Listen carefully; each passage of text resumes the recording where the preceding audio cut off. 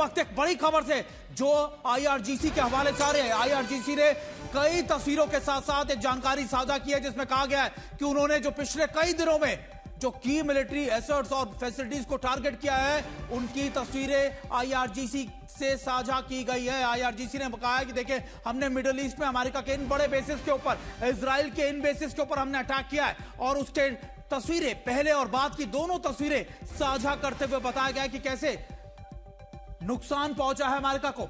और आइए आपको बड़ी स्क्रीन पर लिए चलते हैं और आपको दिखाने की कोशिश करते हैं कि आखिरकार उन जगहों पर कैसे कैसे टारगेट हुए हैं।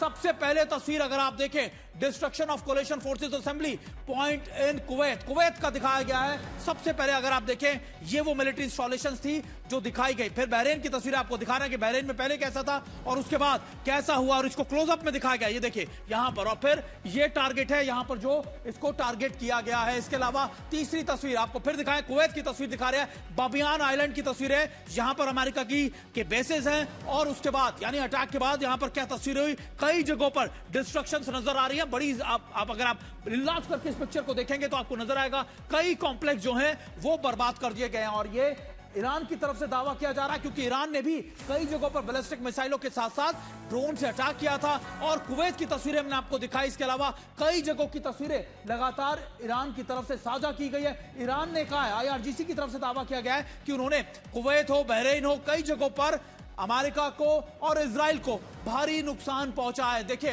ये बहरीन की तस्वीरें मैं एक बार फिर आपको दिखा रहा हूं। ये देखिए, ये है वो जगह जहां पर टारगेट किया गया था। ये टारगेट कंफर्म हुआ और यहां पर अगर आप देखें तो इन इलाकों को कैसे टारगेट किया जा रहा है ये भी हम आपको दिखा रहे हैं। अब ये यूएई की तस्वीरें हैं और ये कहा जा रहा है कि एमिरेट्स में भी कैसे टारगेट किए गए हैं। देखिए इसके अलावा अगर आप देखें कि कार्बन यूनिट्स को टारगेट किया गया है यूएई के अंदर, उसकी तस्वीरें हैं और इसके कॉम्प्लेक्स को कैसे बर्बाद कर दिया गया है। आप देखें इसके पूरे सरफेस को नुकसान पहुंचा है। इसके अलावा बेरशेवा, अब इजराइल की बात कर लेते हैं। बेरशेवा का इलाका जो इंडस्ट्रियल हब है वहां पर कैसे नुकसान पहुंचा है और बेरशेवा में इजराइल के इन इलाकों को टारगेट किया गया है। देखिए अब यूएई की एक बार फिर से तस्वीरें हम आपको दिखा रहे हैं। ये सारी तस्वीरें लगातार साझा की जा रही है आईआरजीसी की तरफ से और आईआरजीसी का दावा है कि उन्होंने इजराइल और अमेरिका को भारी नुकसान पहुंचा है।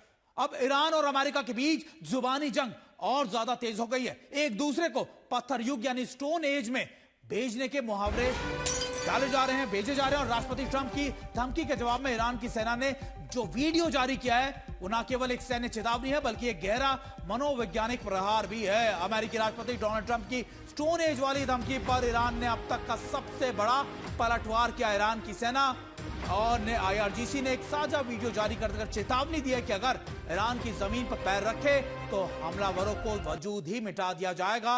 ईरान ने सैन्य कमांडरों से कहा है कि ट्रंप ईरान को पत्थर युग में भेजने का सपना देख रहे हैं, लेकिन ईरान की एलीट कमांडो फोर्स हमलावरों को उस काल में भेज देगी जहां पर पत्थर युग भी शुरू नहीं हुआ था।